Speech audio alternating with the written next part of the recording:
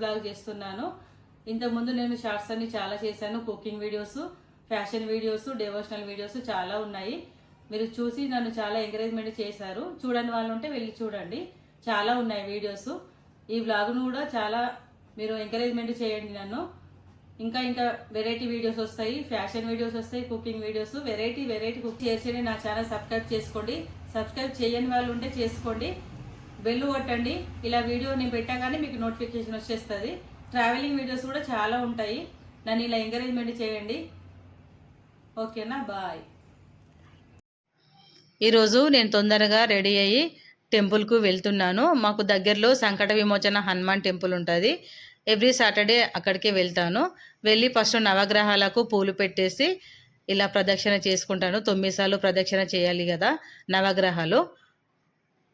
ఇలా పువ్వు పెట్టుకుంటూ 9 నవగ్రహాలకు పూజ చేసుకుంటూ నేను ప్రదక్షిణ చేస్తాను. 9 సార్లు తిరిగిన తర్వాత మనము జపం చేసినట్లు సేమ్ మనము నవగ్రహాలకు తిరిగేటప్పుడు ఆదిత్యాయచ సోమాయచ మంగళాయచ బుధాయచ గురు శుక్ర శనిభ్యచ రాహవే కేతవే నమః అనుకుంటూ 9 సార్లు ప్రదక్షిణ చేయాలి. మీరు వెళ్తారు కదా, ఇలానే చేయండి.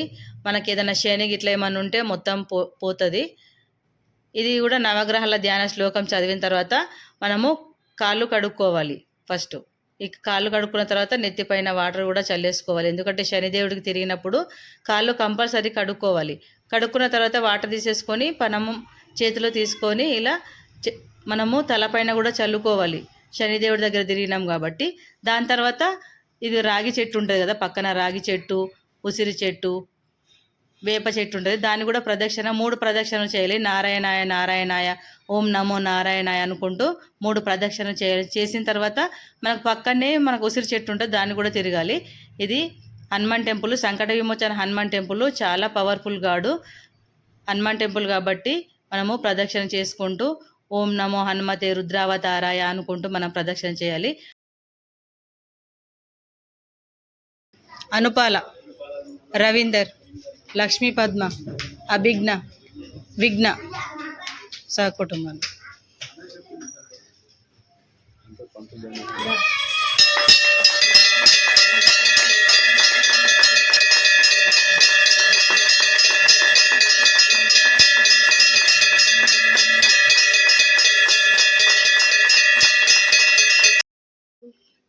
హారతి తీసుకున్న తర్వాత 3 ప్రదక్షిణలు అంటే 3 మీ ఇష్టము. నేనైతే 11 తిరుగుతాను, ఒక్కోసారి 21 కూడా తిరుగుతాను, వీలుని బట్టి.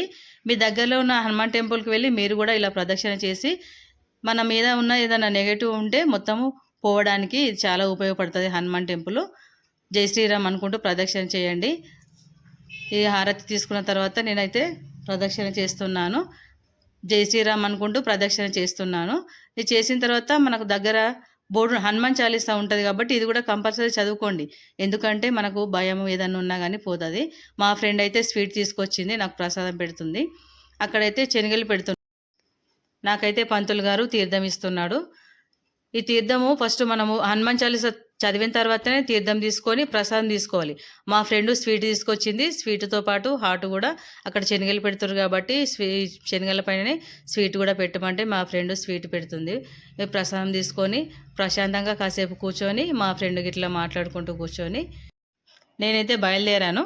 ఎప్పుడైనా టెంపుల్కి వెళ్ళినప్పుడు నేను దానం చేస్తాను. ఇలా దానం చేసేసి ఇంటికి బయలుదేరాను. ఇంటికి వచ్చేసి మా సార్కు టైం అవుతుంది అనేసరికి డాక్టర్ రవ్వ ఉప్మాలాగా చేస్తున్నాను. ఇలా సింపుల్గా 5 మినిట్స్లో అయ్యేటట్లు ఉప్మా రవ్వ ఇలా పోసేసుకొని మా సార్కి అయితే పాలు పోసి దాంట్లో సాల్ట్ వేసి పాలు పోసి ఇచ్చాను. చాలా టేస్టీగా ఉంటుంది, హెల్తీ కూడా ఉంటుంది. మీరు కూడా ట్రై చేయండి, చాలా బాగుంటుంది. ఒక 10 మినిట్స్లో మనకు టిఫిన్ కావాలంటే ఇది ఈజీ ప్రాసెస్.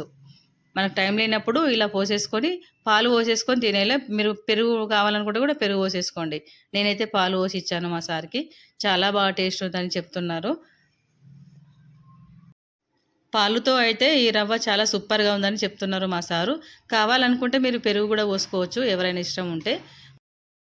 మా సార్కు టిఫిన్ పెట్టిన తర్వాత నేను మార్నింగ్ నుంచి పాలు తాగాలి, ఏం తాగాలి, చాయ్ కూడా తాగాలి, వాటర్ కూడా తాగాలి. అందుకనే టీ పెట్టుకుంటున్నాను.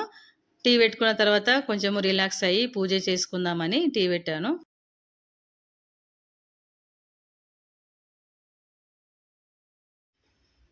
మా సార్కి టిఫిన్ పెట్టిన తర్వాత మా పిల్లలకు కూడా టిఫిన్ చేద్దామని పోవా చేస్తున్నాను ఈరోజైతే.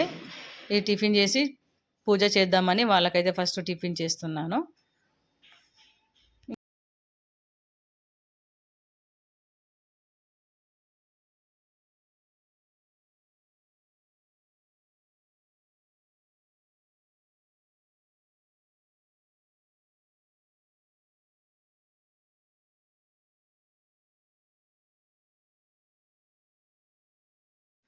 డైలీ పూజా సామాన్ అంతా క్లీన్ చేసుకున్న తర్వాతనే నేను దీపం ముట్టిస్తాను. ఎందుకంటే ఆయిల్ అదంతా ఉంటుంది కదా. మళ్ళీ మనము నీట్గా ఉండడానికి కూడా నేను అవి క్లీన్ చేసేసుకుంటాను. చేసుకున్న తర్వాతనే పూజ స్టార్ట్ చేస్తాను. నేను సోమవారం అంటే శివుడికి అభిషేకం చేస్తాను, మంగళవారం అయితే వినాయకుడికి, ఇట్లా డైలీ ఉంటుంది కాబట్టి సాటర్డే రోజు లక్ష్మీనరసింహస్వామి, మళ్ళీ రెగ్యులర్గా చేసేది కూడా శివుడు స్ఫటికలింగంకు కూడా నేను డైలీ పూజ చేస్తాను. అది కడిగిన తర్వాత పూజ చేస్తా. ఏ రోజుకి ఆ రోజుకే విగ్రహాలను ఇలా కడిగేసుకొని నేను పూజ స్టార్ట్ చేస్తాను ఎవ్రీడే. ఇక్కడైతే హారతి స్టార్ట్ చేశాను. మనము దీపం ముట్టించేటప్పుడు అగ్గిపుల్లతో కాకుండా అగరబత్తితో ముట్టియాలి ఎవరైనా కానీ. డైరెక్ట్ అగ్గిపుల్లతో ముట్టియకూడదు. నేనైతే అలా ముట్టించేసి ఇలా నేను హారతి ఇస్తాను. హారతి ఇచ్చేటప్పుడు కూడా హారతి పాట పాడుతాను, నైవేద్యం కూడా పెడతాను డైలీ.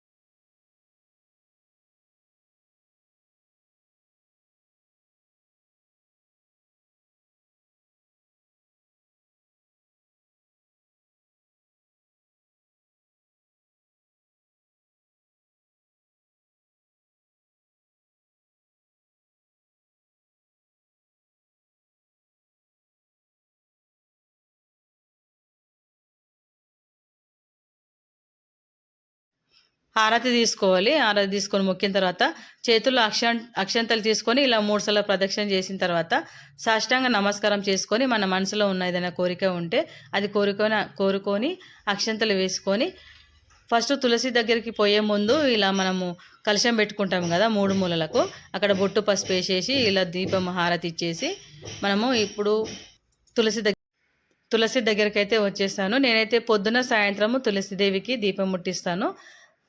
సూర్య నమస్కారం కూడా పెట్టుకుంటాను. పెట్టుకున్న తర్వాత హారతి ఇచ్చేసి ఇలా సూర్య నమస్కారము, తులసిదేవికి, ఉసిరి చెట్టుకు కూడా హారతి ఇచ్చేసి మొక్కుతాను ప్రతిరోజు. సూర్య నమస్కారం అయితే కంపల్సరీ పెట్టుకుంటాను. మీకు కూడా వీలైతే పెట్టుకోండి.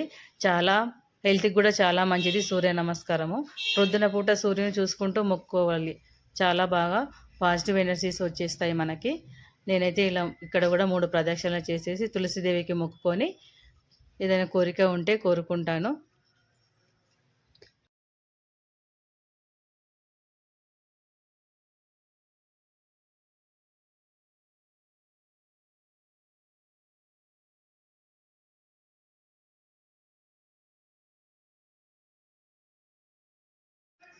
ఈరోజు సాటర్డే కాబట్టి నేను ఫాస్టింగ్ ఉంటాను. మా ఇంట్లో చాలా వెరైటీస్ ఉంటాయి కుకింగ్. సాటర్డే రోజు అందరము ఫాస్టింగ్ ఉంటాము.